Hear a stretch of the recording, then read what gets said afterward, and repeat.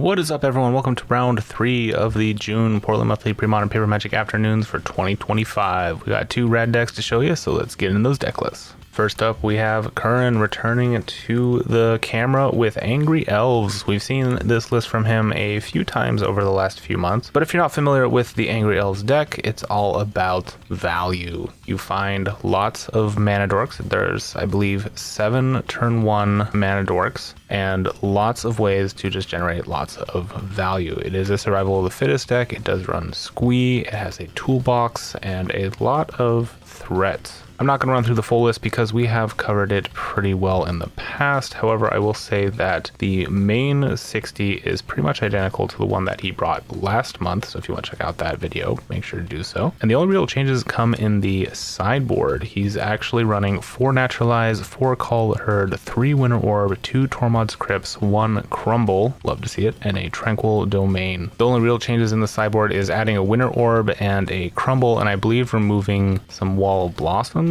I think that's the main thing. Oh, and the 2 Tormod's Crypts as well. But yeah, it's a very strong list. Elves has always been tier 1. It's a pretty difficult deck to play. It definitely rewards a lot of practice, and that is something that Curran is very well practiced in, being a Legacy Elves player as well. So always a treat to see him play it on camera. I always learn some new tricks. But before we get to see him in action, let's see who he's playing against. Next up, we have Mose with Esper Dump Truck. This is a list he's been kind of tweaking and toying with in the past. I don't know if we've actually ever caught it on camera before, but it is a real fun one. I believe the name Dump Truck comes from just all the good cards in blue, white, black. The deck is all about value and controlling the board. Its creature threats are pretty light. It does have 2 Psychotog, 2 Shadow Mage Infiltrator, 3 Exalted Angels, 3 Mother of Runes, and 4 Meddling Mages. Those are the really only ways to get across the finish line, but are definitely backed up with a lot of support. The deck is definitely taking advantage of the Esper or blue, white, black mana base with 3 Dromar's Charms, 4 Swords to Plowshares, 4 Impulse, 2 Factor Fiction, 3 Vindicate, 4 Duress, and 1 Phyrexian Furnace. And I'm actually just noticing the 2 Mesmeric Fiends hidden down there as well for a little bit of extra hand attack. As for that mana base, there is 2 Gemstone Mines, 1 City of Brass, 4 Flooded Strands, 4 Polluted Deltas, 1 Sky Cloud Expanse, 1 Underground River, 2 Plains, 2 Islands, 2 Swamps, and 4 Caves of Koilos. It's definitely not pretty, but it is functional. As for the sideboard, he has 2 Seal of Cleansing, 2 Annul, 2 Tasabo's Web, 3 Engineered Plague, 2 Hydroblast, and 1 Blue Elemental Blast, 1 Hibernation, and the 2nd Phyrexian Furnace. A very cool, very grindy list. Always love to see it in action, so let's just get into those games. And here we go. Curran is on the left, Mose is on the right. Now, this is going to come down to advantage. Card advantage is something that the Elves deck can get pretty easily. Its ability to slow down opponent's decks with Tangle Wire, go to find key pieces with Survival, is very tough once the engine starts going, but the key part for any deck against the Elves is to have some kind of removal, or potentially counter magic or prevention magic in the form of Meddling Mage. We'll see what Meddling Mage is named here. Looks like Moses is writing a little note. But Curran did have the turn 1 Mana Dork, which is one of the best starts. Okay, there's Survival. Again, good way to slow down the Elf deck is take away its toolbox. I'll play a Kyrian Ranger here, and then we are going to be tapping down the Sky Cloud Expanse with the Rashadan Port. Alright, Mo's just going to swing in for 2. And it looks like Curran actually does have a Survival in hand here. Mo still can make a land drop for turn. Looks like he has a Swamp in hand. Okay, he is going to fetch here instead. Are we going to see another Meddling Mage, or... I don't believe there's counter magic. He does have impulses. We do see an impulse there on the top. I don't think he's running anything like Mana Leak, which is actually kind of an interesting decision point. I would love to hear his thoughts on not running a Mana Leak. There's another Meddling Mage. This one probably naming Tangle Wire. It's one of the other main ways the Elves deck really slows down the competition.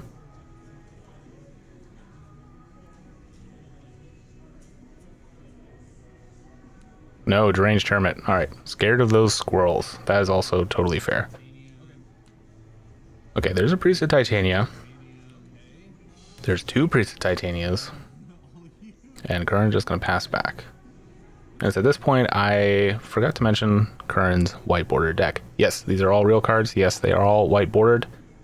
Yes, he did them intentionally, even the guy's cradles.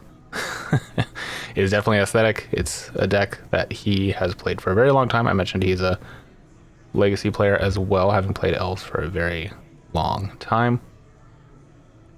The cradles are not gold bordered. The survivals are. But yeah, it's a look he likes. He's never going to sell these cards, so he figured why the hell not. If you're curious to how he did it, there's plenty of YouTube videos out there, plenty of resources, basically just using a sand eraser and low tack tape to help create a straight edge. All right, Finkel hits the battlefield.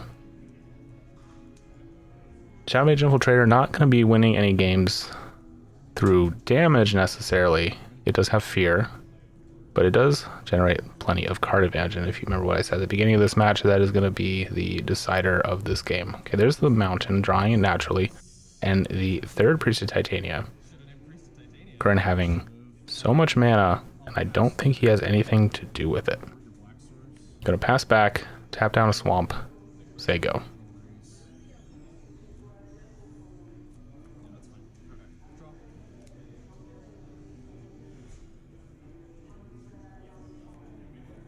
And really smartly there, I guess, in the last turn, Mo's holding back on playing out his swamp until he could actually cast his Shadow Mage. Now the Shadow Mage is definitely getting in, but I think Mo's is deciding how much he wants to attack with these other two. Both are preventing very important threats, so I almost think he wants to hold them up for just good blockers. Granted, the more time you give the Elves deck, the higher chance it has to draw out of something. But yep, just gonna get in with the Infiltrator. I do see a Mother Runes, which will get played. Does have the Mesmeric Fiend, but does not have black mana to play it. So cannot get a look at Curran's hand, which is a survival and a land, it looks like. And all he can do is just pass back. Alright, there's an Impulse here for Mo's. Does see... Is that a Exalted Angel? I think so. Very good way to end the game. Currently just chipping in with individual points of damage. His Mother is now online. Swamp once again getting tapped down. There's no land. Does have black now for Mesmeric. Alright, gonna get in. Ooh, with everything. That makes sense.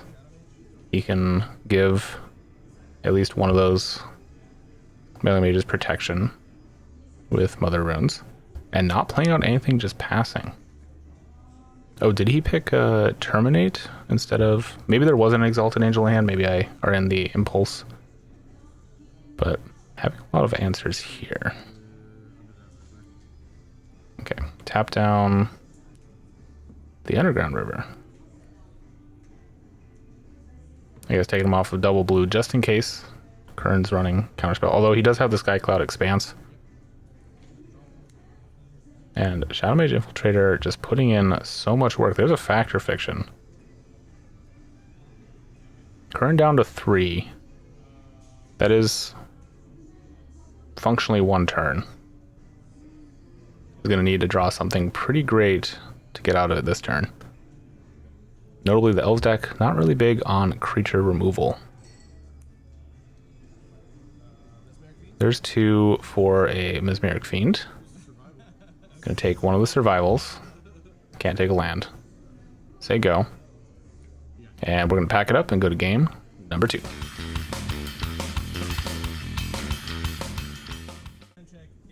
And here we are in game number 2.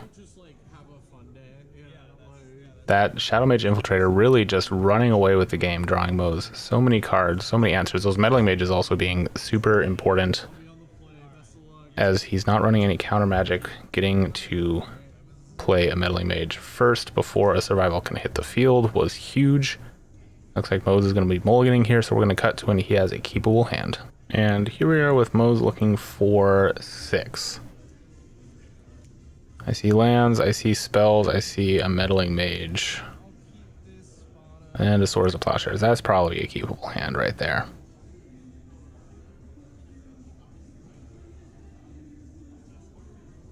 Little tough to keep survival from happening by turn 2, but Curran going to start us off with a turn 1 Mana Dork. Say go. There's another Meddling Mage. Underground River Pass. I wonder if there was no white source in Moses' hand. Okay, there's a Kyrian Ranger. Guy's Cradle. Gonna tap for 2. Oh, yeah. Survival will get annulled. That makes more sense. Preventing the turn 2. Okay, and then tap Finthorn for 1. 4 Landwar Elves. The Cradle, obviously tapping for 2 there, letting him play Survival. Cradle again. One of the best lands ever made. Maybe the best land ever made. In the right deck, at least. Okay, there's a Meddling Mage. Naming Deranged Hermit. Say go.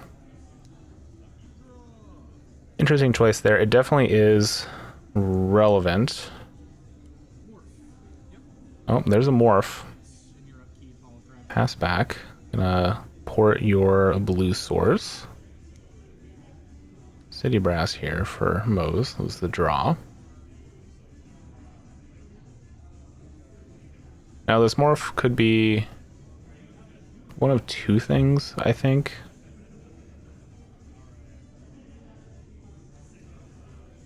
Yeah, just looking at his list, it's either a Tribal Force Mage or an Antuco Vigilante. Vigilante not particularly good right here unless Curran is afraid of an Engineered Plague, which is super relevant. Tribal Force Mage giving all creatures of your choice of a specific type +2/+2, and trample, I believe. I believe it does give trample, yes. Until end turn is very good as well, especially with just a little 2/2 on Moses' side. Mo's giving a little think here in the tank. I don't know if he has a land to play or if he has multiple and is trying to decide the best route here. He does have a Swords. We know that from his opening hand. Okay, there's a City Brass. Gonna take 2 for Meddling Mage. And probably naming Survival. No, naming Masticore. Okay. Currently be like, really? Masticore is the other big threat in his deck. I guess that is technically creature removal. Yeah. If Curran had drawn a Masticore in game 1, this could have been a bit different. I'm sure people in the comments have already... Oh yeah, there's the Swords on the Antuco Vigilante. Okay. Curran will gain 2 off of that.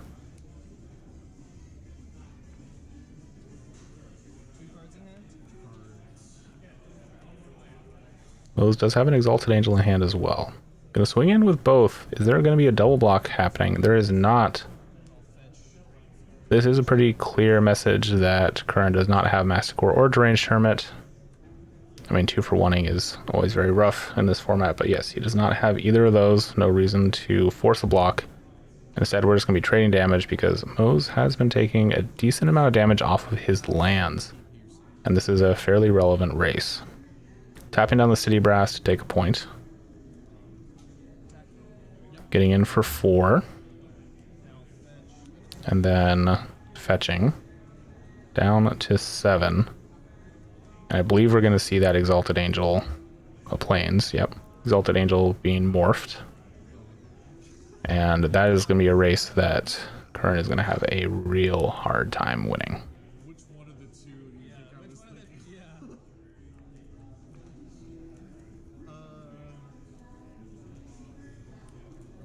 Alright, tapping for 4. There's a Tangle Wire. And pass to you, tap down one of your lands. Now, Mo's can choose to tap in response. Looks like... Did he tap a mana? Or float a mana? He loses a life either way.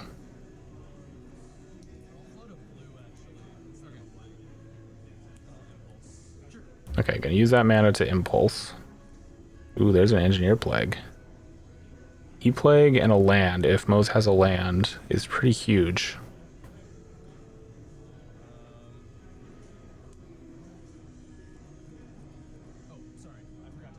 And then tapping to Tangle Wire. Yeah, has not drawn for turn yet, so can still draw a land here. Actually, what am I saying? He can't actually, yeah, tap in such a way that he can play it. Never mind. Okay, did find the land though. Does have swords up.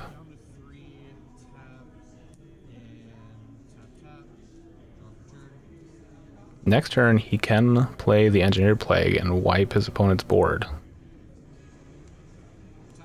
Until then, though, he's going to drop down... He's going to block. Okay. Take 3, drop down to 3. And the swords, actually, only drop down to 2. Or, take 2. Drops down to 4. Port one of your lands. Do you just float a mana? Yeah, if you float a mana, you can flip it. Flip your Exalted Angel. You do have to tap down the rest of your creatures. I think that's the play, right?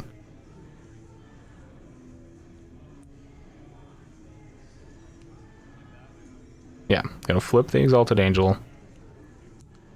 Oh, does have to tap down 3 permanents still.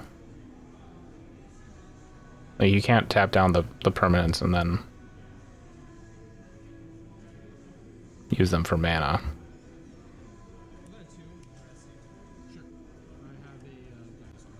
Okay, there's a Duress. That is a bit of an unfortunate miss, I think. Unless I've just been playing Tangle Wire wrong, but I'm pretty sure you can't indicate a permanent and then tap it in a response for mana. I think you have to tap it.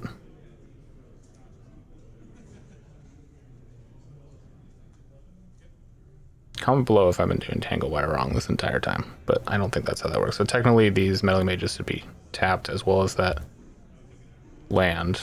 We're going to get in for 6. Gain 4. And I think this is putting it out of reach for Current. Even without the unfortunate tapping, I don't think that really made too much of a difference in the long run. Current definitely does not have a way to deal with this Exalted Angel. Okay, he's going to make an elephant, though. That is enough of a clock to be relevant. Going to flash it back. Putting 6 power on the board this turn. Pass to you.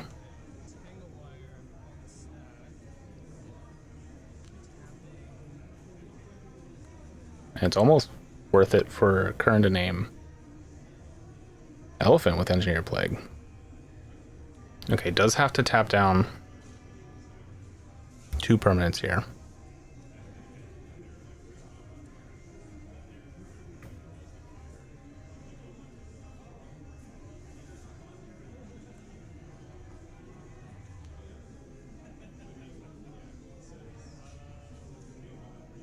Thinking about exactly how he wants to do this. He's going to have to take a point of damage off the City of Brass, whether he taps it or taps it for mana. So I think you just tap down one of your other lands. I don't know of any draw specifically where you want double black for caves. I mean, you have the Underground River anyways. Double white also I don't think is super relevant. Alright, just tapping down 2 lands. I guess maybe deciding if you wanted to tap down a creature over having 4 mana up.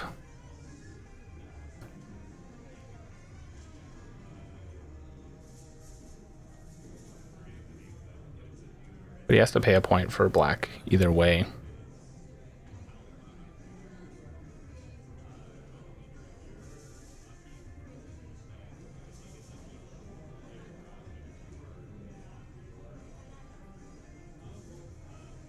There's no world where Mose is not swinging in with this Exalted Angel. He's gotta be pushing damage. Yep. Gain 4. And there's Engineer Plague. Gonna take a point to cast it. And do you name Elephant? Or do you name Elves? I think you name Elephant. No, naming Elves, okay. Okay, I have 2 blockers here. I have 9 life. This is still a race. Yeah. I guess that makes sense. Current cannot swing in with the elephants, or at least not both of them. And not be dead on the crackback. Can't play any elves to block because of that Engineer Plague. Okay, gonna tap down the City of Brass. Take a point. And I think... Is that another Engineer Plague? It is.